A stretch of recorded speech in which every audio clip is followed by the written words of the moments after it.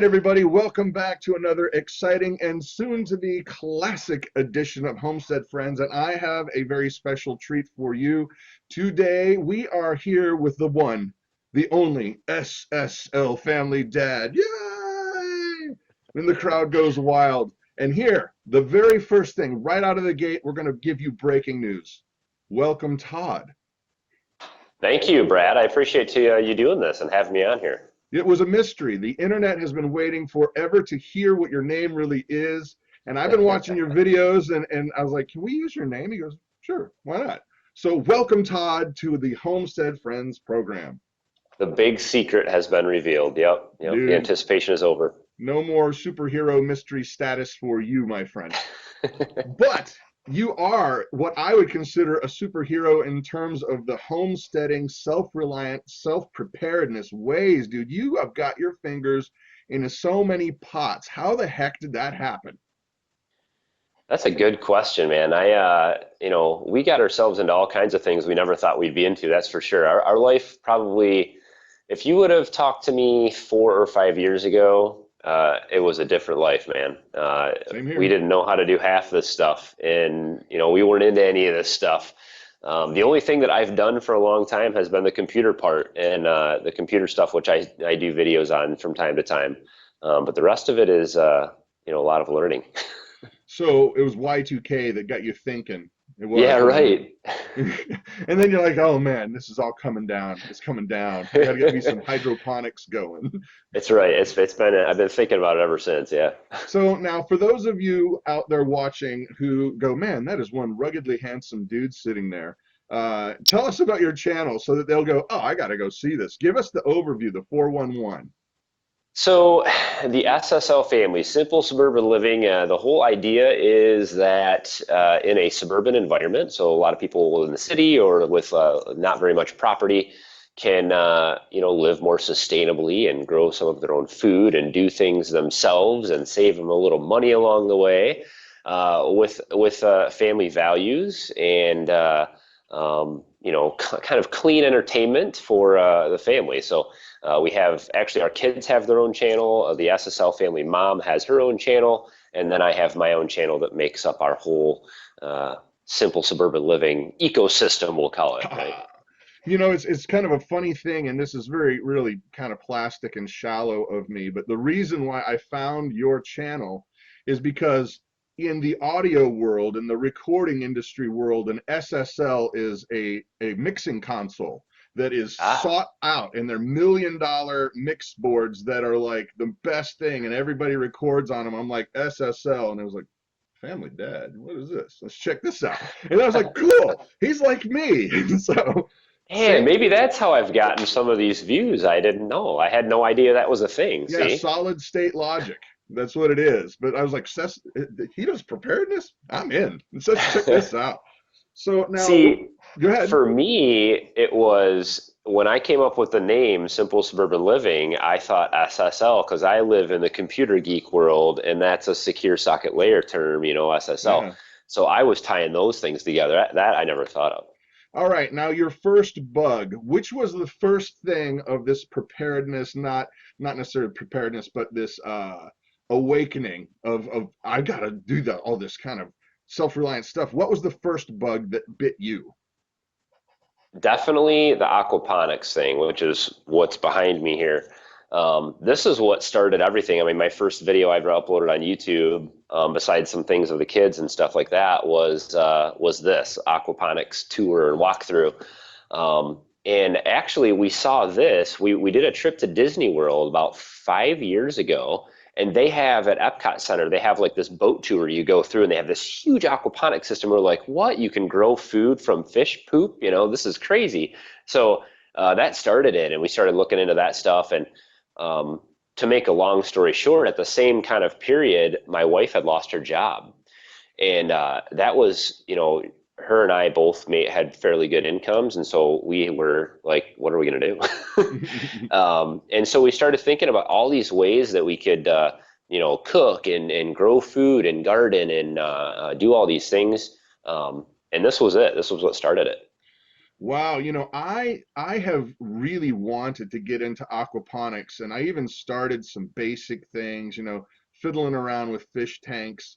But man, it seems like a big steep learning curve with a lot of investment on riding on the line. Is that really the case? Because it's, do you have to be a chemist? I've learned a lot of chemistry, I think, from this whole thing. But no, honestly, you can start with a couple fish tanks, if you wanted to. You can do it super cheap, but there is some investment. I mean, if you do it indoors like we do, you've got the lighting and stuff like that. But man, if you have a greenhouse or a front window or somewhere you can set a little system, and it can be pretty simple, I think. Well, now, tell us about your specific system there. What kind of work does it take? How much harvest do you get? What kind of fish do you get? What are you growing? So yeah, this is the big question is, is it really worth it? Is Yep, it, do you that's get, exactly it. that's what everyone wants to know. And I'm gonna do an official video on like the whole cost of the system and stuff. But if you're looking to make a buck off of growing food indoors in an aquaponic system, it's probably not the best way to look at it. I look at this as a way for us to grow food year round. We grow kale, we grow peppers, we grow lettuces, we've grown celery in here and broccoli and all, we've grown all kinds of things, tomatoes. Um, but are we getting the $40 a month worth of food every month? Probably not. But it is cool to come down here and just in the middle of the winter and grab a green pepper off the plant and be like, hey, this literally, I just picked this 1 minute ago and now I'm eating it. That's to me what it's all about. Now, I can see that you're clearly in a basement. What is your temperate, Yeah. your climate zone? So we're in Michigan and north of you guys a little bit. And so it's cold, winters are long here. This winter barely was a winter, but the winter before that, it was below zero for like a month, I think. And so it's very cold here. Without a greenhouse that we can heat, we really can't grow year round. This is our only option. So Wow. Now let's talk about chickens. I watched your video on your coop, and it's gotten lots and lots of views. And I, yeah, I actually really enjoyed your video on I guess Bloody Mary was getting picked on. So this poor chicken, Bloody Mary, Bloody was Mary. getting picked on, and you figured out a really unique way to reintroduce her and have the other ones stop bullying. So kind of give us the 411 on Bloody Mary and why you're doing chickens in your backyard. I honestly, chickens, I think, oh man, you can probably attest to this. My wife and kids wanted chickens. They were like, we can get chickens. We need to get, now it's goats that we're talking about goats. So who knows Oh, what'll happen. it's not going to stop there, bro. But and rabbits, Yeah. so you know about that. But yeah, so they're, my wife's like, we can do chickens here. And I'm like, we live in a subdivision. What are the neighbors gonna think? We got chickens in our backyard. But that was really the next big thing, big step that we took. The aquaponics was first, then it was that. I started looking at coop designs online and all over the web and YouTube and started to come up with my own design for that. We got the chickens and it's been a crazy adventure with them. They've been pretty easy, honestly, until this whole Bloody Mary thing. But it's so awesome to go out there and get eggs and come in and make breakfast. But Bloody Mary. So this chicken, broke my wife's heart. We found this thing out there all gnarled up, picked on by the rest of the herd or flock, whatever. And Gaggle, so the gaggle. gaggle, right. And so we ended up with this chicken in our basement, in a dog crate. Down here, cacawing and all this stuff in the morning when it's laying eggs and nurse the thing back to health, and the kids would come down here and feed it. We'd pick, kale and stuff out of the aquaponic system and feed it in them every day and stuff. So they liked having it indoors. But yeah, it took me a long time to figure out how to get this chicken back outside because I didn't want it to live inside forever. Imagine that. The smells, the But smells. yeah, it was. I'm not a big, animal cage cleaner, so I like things to be as automated as possible. But yeah, but no, it took a while after, three kind of experimentations and getting her outside. It worked. And she still is a little bit of an outsider, and I don't think that will ever change with her for some reason. But she's been in the coop for a month now, and So she's alive. she's kind of like she's kind of like the emo kid in the group. Yeah, she's The she's loner. definitely the outsider. She's the loner, Um, always she's weepy, sitting over in the corner. Poor thing. she's like always off in the corner, but then we let them outside. She's got like a few friends. It's so weird. Chickens are actually way more complicated than I thought, and they've got like these little buddies, and these guys are like the jerks, and these guys will hang out on Thursdays, and it's weird. Do you have a rooster? We don't, and that's part of the issue, I think. Well, So it's interesting. There is a product, since you live in a rural area, suburban rather area. It's called a no crow rooster collar, and it really, basically it's like a thing that goes on their neck, and it's got mesh and it's velcroed, and it does not eliminate their crow, but it reduces it honestly by about 80%. And it's a horribly funny thing to witness because it just sounds like they've got throat cancer. They just go. I might have to "Ah, borrow someone's rooster and get ah." one of those just to see this. This I'll is tell you what, there's videos online. You should check it out. But if you're considering a rooster, it's the only way to do it. I mean, yeah. and it's humane. It doesn't hurt the animal at all. They still crow. It kind of stops up the wind. It kind of bottlenecks the wind. So Hey, I would be open to trying anything, man. but what my point, I actually had a point, was that the dynamics of chickens, it's really interesting because we started out with one rooster, but then we ended up with more hens, and he could not service as many ladies as we wanted. So Couldn't control them all. yeah, so we actually got another one, and so it's really funny the dynamic between those two. And what has happened is there's gangs. You have him and his ladies, and then you have him and his ladies. And if this one gets too close to that one's ladies, that's when they'll go at it. That's it. That's funny. It is Yeah. absolutely, yeah. Well, I think that's part of the thing too. We're trying to kind of raise chickens. We're trying to be as natural as possible. We do free range them and stuff like that. But really, they need that rooster there to Protect kind of them. keep all the ladies in line and protect them. It's the hens don't do a good job of that. And when there's a rooster there like it's supposed to be, yeah, it really works. So you don't have these issues, I don't think, So with now, roosters. from checking you out on your video, you clearly have a military background, and for that service, I am very grateful, and so is my entire family. Oh, thanks. Tell us a little bit about that. What did you do? I was actually a computer geek in the Army too. Um, but yeah, I did total of about 5.5 years, broken up into two different service times. But I was in the Army, um, and it was an experience. I'll tell you, I did a tour in Iraq, which was an interesting experience in its own. But yeah, I mean, I liked the service. Not enough to stay in forever, but I I hear you enjoyed the there. time. I hear you there. I hear you. He's like, yeah, move on. New question. Thank you very Yeah. much. so, so you'll forgive me. I was a Marine for a very short time. So, Ah, yes. Okay. Semper Fi. So, okay, tell me about some of the stuff that you're planning on doing, future projects. Oh my gosh, there's never an end of future projects. I have a list that I started when I started doing videos. I'm like, man, I'm gonna run out of ideas and things to do. Nope. Nope. Never happens, man. I probably have 30 projects that are tabled. The big things I want to do a big rain collection system. I saw you're working on a small one for your cattle or your cow there. Yep. Did you finish that? We did, and actually, I have a pretty large one. I've got basically a 1,200 gallon ICB tanks set up coming off my roof, and Okay. we set up a smaller one that's auto feed for the cow, which is kind of Okay. cool. It's got a run-in shelter, and then it's just drains over there, and that way you don't have to run water out there. It's great. And that's what I want to do for our chicken coop. Yep. I also want to do that for our garden. I want to do like a automatic irrigation system for our square foot gardens and all that stuff too. So that's really something I want to do this year is a big rain collection system.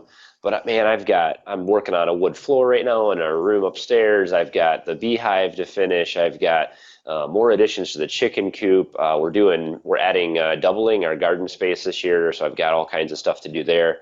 But bees, I think, is the big thing this summer. That's a whole nother thing. What am I getting into, man? I don't know. So how did your family react to this? Did you go to your wife and be like, okay, I want to put fish in the basement? How'd that go? Well, because we did the two, honestly, if we hadn't gone to Disney and seen this thing in action, because that's the picture my wife had. She had no idea there was going to be a bunch of, cut off half barrels in the basement. She was It was picturing a this lot awesome. prettier in her mind. Yeah, the Disney system, she probably was thinking it was going to be something like that. But no, I mean, it turned out really good down here. It looks okay. And but no, they love it, and they were, believe it or not, very supportive of the idea. She was like, "Let's do it." We cleared off a corner in the basement, and there we went. But surprisingly supportive, yeah. Have you had any real, humdinger snafus? With the aquaponics system, or just In I've had a lot of general, pick, snafus. pick, pick a good snafu. Well, I did a video about this I guess it's been a few months ago, but we had a mouse get into the aquaponics I saw system, that. I saw that. and it clogged up the drain pipe here, and it overflowed. And this has been like my fear, we're going to end up with, 500 gallons of water in the floor down here or something. It's never happened until then. And I came down here and water everywhere. And it took a while to clean that up, but Well, okay, now telling viewers that are watching this, first of all, you guys, you can see that SSL Family, it's a channel you're going to want to be a part of. So just go ahead and hit pause on this video right now, open a new window, go over to his channel, click subscribe, and then come back here and you're going to say, thank you, Brad. I greatly appreciate it because of all the information, knowledge, and wisdom. And so just do it. Just go ahead, pause right now. I'll wait. Okay, we're back. All right, so tell the people that might be on the fence, that want to get started in some kind of self-reliant, whether it's growing food or chickens or a garden or aquaponics, convince them, sell them. This is why it's important. I think honestly, one of the biggest things that I want to get across to people is that you don't have to, be a super experienced gardener. You don't have to be a super good cook. You don't have to really know anything, because things like YouTube and the internet are out there, and you could literally know nothing about anything and go online and figure out how to do whatever you want. Especially when it comes to gardening and growing your own food. I mean, even if you live in an apartment, go get some containers, set them out on your patio, talk to the apartment building. There's probably a spot outside in the corner somewhere where you can grow something. I've heard a lot of people do that. So don't ever let there be an excuse. If you live in the middle of the city, you can still grow an enormous amount of food in your yard. And it doesn't have to be weird. You can still landscape nicely and have, you don't have to like transplant your whole front yard into corn. I'd love to do that, by the way. I would too. Yeah, I honestly, the whole association rules here, I don't know if they would go for that, but Well, and I found a channel that I'm when they get a little bit bigger, I want to really support them. But I caught on because I love the name. Yards are dumb, and the funny thing look is, at that. yeah, it's a great thing, and they say that we have this problem with food. We can't feed the world, and there's not enough food to feed all of it. And I feel like honestly that's hogwash. I mean, It because is. not only do they say that there's enough acreage in Texas for every person in the entire world to have an acre. Well, Yep. okay, now I combine that with the fact that I have 1 acre and there are 9 of us living here. I have 3 goats, a Which is cow, crazy, by the way. 12. It was freaking awesome, and I'll tell you about that later. But we've got 24 rabbits, we've got 40 chickens, I've got 28 fruit trees in the front and a massive garden, and that's all with 1 acre. And Oh, the idea that this commercialized monoculture system is here to save the day, the days of growing 50 million acres of corn, just corn, is not the answer anymore. The answer is getting smaller spaces and getting diversity and getting busy doing it just like you're doing it. So and you too. But that's the thing, man, is that people don't realize we waste an enormous amount of resources and pour chemicals all over our yards and our grass, and tractors to cut the grass and weed whippers, and paying Scots to come out and do all this stuff to it, whatever. I don't do that, but people do.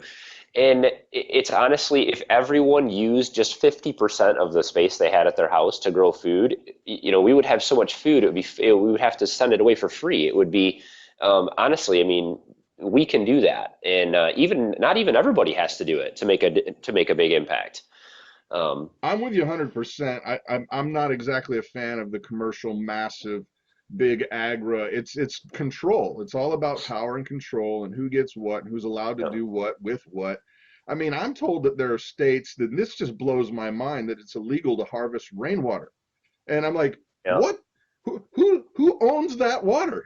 exactly. Or groundwater for that matter. You got companies like Nestle that'll come in, get the rights to groundwater from a town, and they pump all the water out and sell it back to Suck it them. dry. Yeah, Yeah, exactly. or Yep. send it overseas. I'm like, people, this is not feudalism anymore. We don't, well, maybe we're returning to feudalism. Maybe that's the whole goal, but you've got lords and then serfs, and I guess we've become serfs again.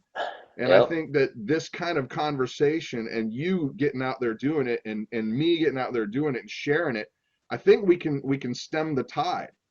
Yep. And honestly, man, I was the opposite guy 10 years ago. I was the, burn it all down and harvest it all and whatever. I don't care. I want the cheapest stuff. And I honestly, I was oblivious. And I think most people are. It's a you grow up in a certain way and everyone around you is doing certain things, and you start to think, well, I need to do that too. I need to go get a house in a subdivision and make my lawn all pretty and nice and neat, and spend $500 a year on fertilizer.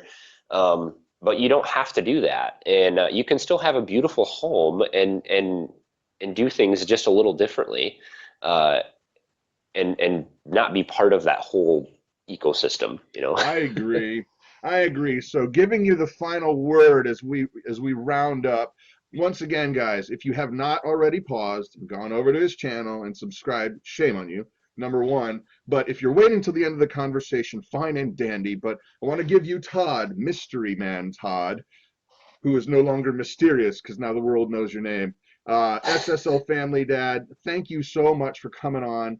Please, folks, go over there and check it out. He's got a lot of great information on a lot of topics. And well, with that, I give you the floor, sir. I just want to say thank you to you, first of all, and to everybody else watching and everyone who's subscribed, because the biggest thing, my wife and I spend a lot of time every day,